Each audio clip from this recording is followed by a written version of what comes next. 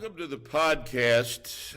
We're here this week with our friend Ina Koppel from Long Island, New York. Ina is the owner of Woodmere Fitness Club, WFC, which is kind of like a junior partner with WFAC. Yep. It's just an interesting coincidence that the initials are, kind of what they are. So, I've really been thinking about this interview, and I think what we're going to start with is full disclosure. Mm-hmm. Full disclosure. Ina is Russian. Yes. All right. I have here a tranche of cables from Ina. And I think that it's important to go ahead and state right up front that Ina and I are in collusion. Absolutely. We have been in collusion for quite some time. We collude frequently. Ina comes to Wichita Falls occasionally. For instance, she was here recently at the convention. And Yes. Starting Strength Coaches Convention. She colluded with several of the coaches in our organization. Indeed. I think you'd have to say that collusion has been rampant. I think you'd probably have to say that that collusion has influenced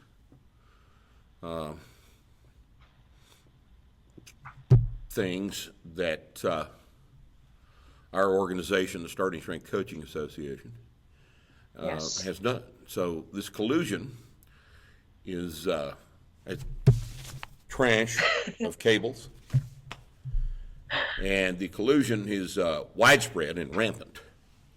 Oh, yes. Yes, throughout the company. Throughout the company, throughout the organization, collusion between Yes. our organization and Ina, who is Russian. So I feel so much better that that's off our chest now. Yeah. Bring it out. Do you know that guy that everybody's eating lunch with there in Washington? No, not personally. You don't know the guy? What was his name? Dmitriev or Medvedev or Verkhoshansky? What was that? The Russian ambassador's name? Everybody ate lunch with him. Ina doesn't know him. If Ina doesn't know him, how important can he possibly be? He's not very important. He's not. If he was important, he'd be here. Yeah, we'd be interviewing him if he was important. Right. That's right. Right? So, Ina, tell us a little about your club.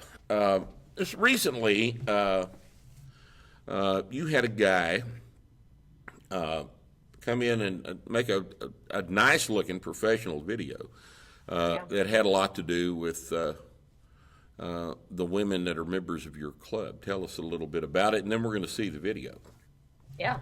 So his name is Craig Shatner, and he's a filmmaker who one day stumbled across a video of my girls squatting in skirts, and he was quite shocked to see Orthodox women barbell training, and he thought, well, what's that? And let me figure it out, and let me see what's going on, and he was inspired to do a story, a piece about it, and he himself is Jewish, so he thought he should learn more about the culture because he actually didn't have a lot of background in Judaism, and he had a lot of questions, and he wanted to know about what drew these women to the gym and what made them want to lift and how unusual it was to see Orthodox women taking part in barbell training. So he came and he told their story, and the more that he interviewed the women, the more he learned about, the more he made it about like a personal story.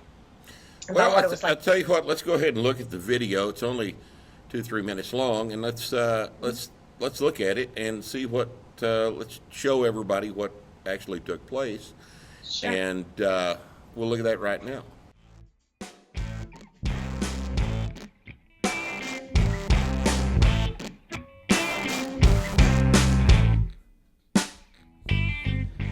I would say most of the area around us is Jewish now.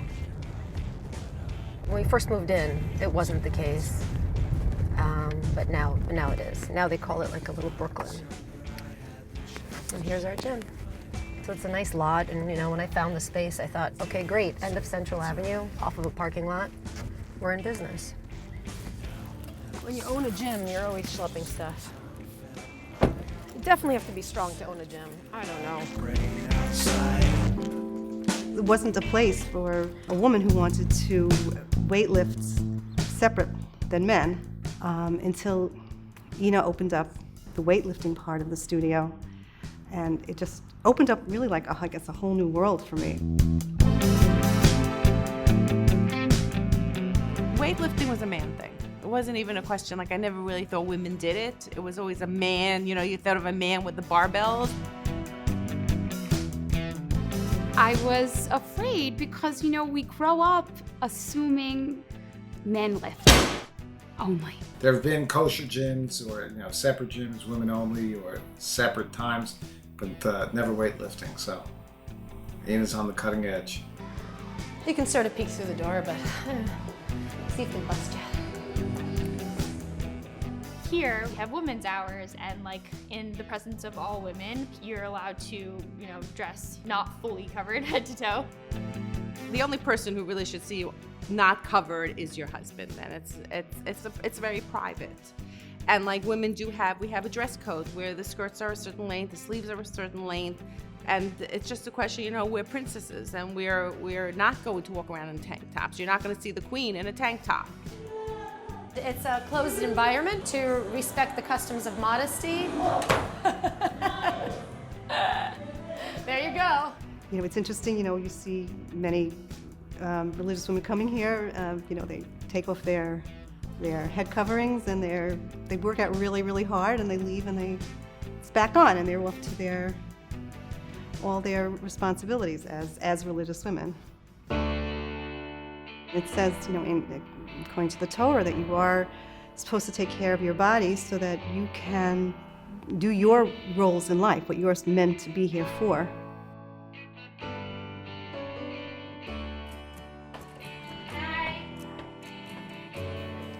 I was hoping my toe would come out good for Jay.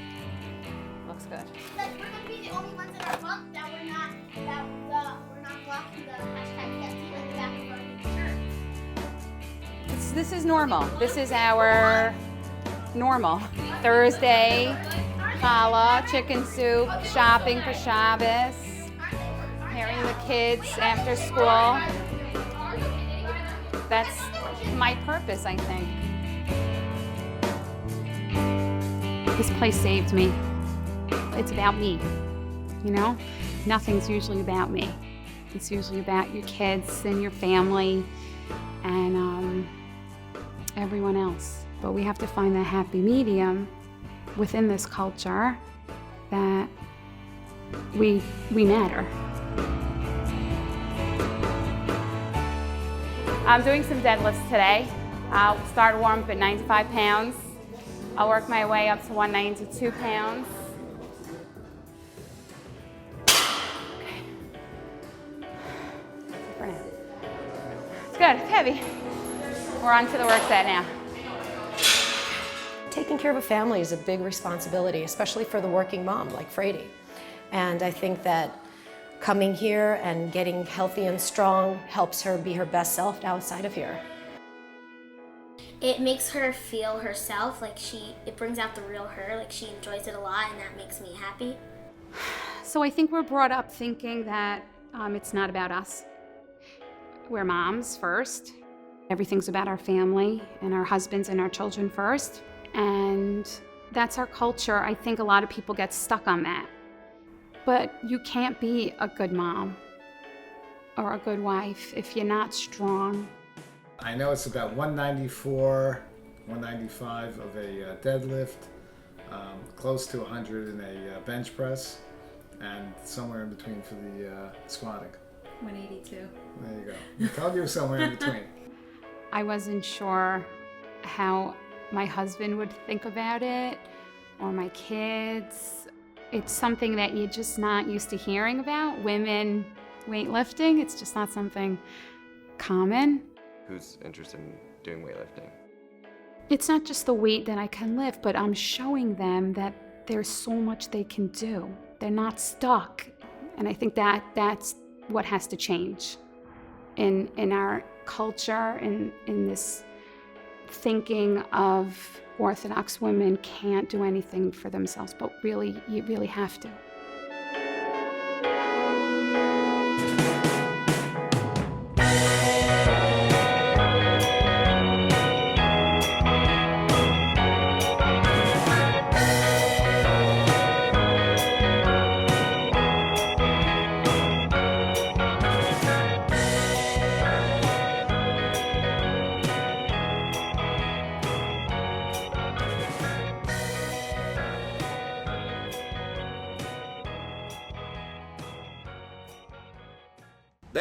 That's a nice job the guy did.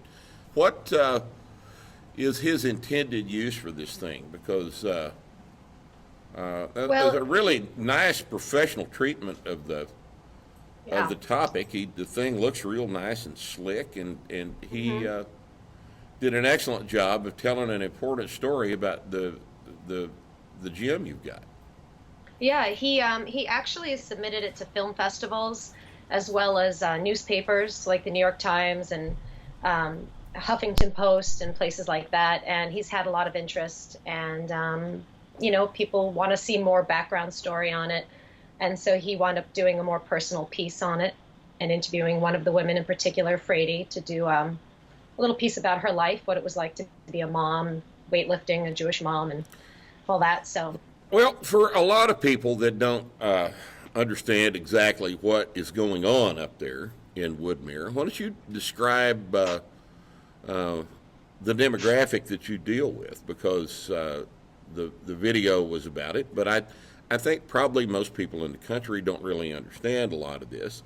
I certainly didn't until I visited you about 15 times and kind of got a feel for the area around there. It's different than North Texas. Yeah, it's a little bit different. Yeah. So I have a 100% female population. I mean, sometimes we let Nick in the building, so I don't want to say it's 100%. Nick D'Agostino, starting strength coach, yes. is the Nick she's talking about. And it's largely moms and grandmothers who train by us, and they're Jewish women, most of them Orthodox Jewish women. So they keep customs like the Sabbath weekly and all the Jewish holidays, and their life is centered around family and traditions and taking care of the family, celebrating holidays together, getting the homes ready, getting the meals ready. They're working full time. They work very hard. And your gym membership is 100% women, and you primarily cater to this particular religious demographic there in the Five Towns area of Long Island. Yes, absolutely. Right. We do get some people who visit us from Brooklyn and Queens for form checks now and things like that. But 100%, really, it's all women and it's all local women. And so we've really influenced the community a lot. Well, that makes you a very interesting kind of gym and one that's very different than all of the other starting strength gyms in the country and the vast, gigantic majority of all the gyms in this industry. And what do you do that is special for the ladies that train with you? So what we have to provide is an environment that helps them be able to maintain their the obligations of the religion. So they can't be seen without being covered. So we have to cover our windows. We don't have men in the building. They can come in and feel comfortable taking off their skirts and changing into fitness clothing, uncovering their hair. They have to keep their hair covered if they're married. And there's a lot of customs that they have to adhere to. And it's easier to train in a setting like ours where it's all women and we make it very private. And so they can comfortably train, dress as they want, and still respect the religious boundaries. And as we saw in the video, they train. Ina trains these women in the starting strength method, and Ina and her staff are real diligent in their application of the training methods that we at Starting Strength have developed. And it's just an interesting, I guess the interesting thing about it is that the same method that we have used successfully for everybody in the world, they've taken and applied it to a rather narrow demographic, and the response to it has been quite positive. It's fantastic. I have to tell you that I don't think that any other kind of method would work. If there is another method out there, I don't think that there is another method that they would have taken to. I don't think they would do something without thought.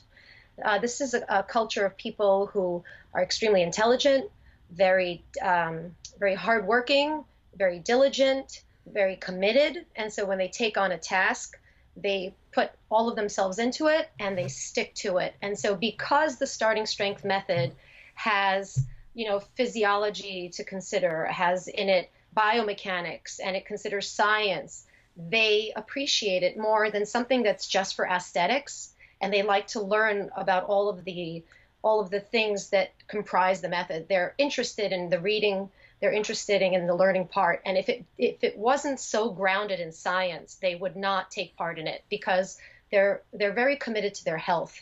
And they feel that it's their religious obligation to take care of their bodies that God has given them. And they feel that Starting Strength is the method that allows them to do that. Well, it probably appeals to them in a way that more aesthetically directed types of programs don't. If you go into most women's clubs around the country, the drivel that you hear is 100% about getting into that little black dress, that kind of thing, and these women are not. That kind of thing doesn't appeal to them because of their culture, and so what your gym has done is jump over that hurdle and get right to the guts of the science of strength training, and it's interesting that this appeals to them in that way. I guess it's not surprising, but it's interesting. You have to understand, look, they look at myself and my fitness instructors, and we're in great shape. And when you talk about toning and aesthetics, look, they want to know, how do we get in such great shape? And the way we do is because we lift. And for them, that's attractive as well. But what it really is about is, look, a lot of them have 4 to 5 kids in each family, if not more. A lot of them are grandmothers already at a young age, and they have huge responsibilities, and they want to have the strength to take care of their families. And this allows them to have a more kind of economical workout schedule, get the most out of their training while still having energy to care for their families. And that's really important. And to them, they want to be healthy grandmothers because they know that they're going to have to take care of a lot of grandchildren, and they want to be strong enough to do it. And Starting Strength allows that, and that's the truth. Well, it's an interesting little development to have occurred up in this little segment of Long Island that's essentially a Jewish ghetto. In the geographic sense of the term. You live right in the middle of an intensely Jewish neighborhood that is almost exclusively Jewish, almost exclusively conservative Jewish, and this method is thriving. in a place where a lot of people would not even have. It wouldn't have dawned on them to even try it there because of preconceived notions they have about the way the thing would be received among these people. And it's just interesting that we have a Starting Strength gym in the 5 towns of Long Island. You know, they're hardworking people, and so I think they appreciate the effort it takes to stay on a program.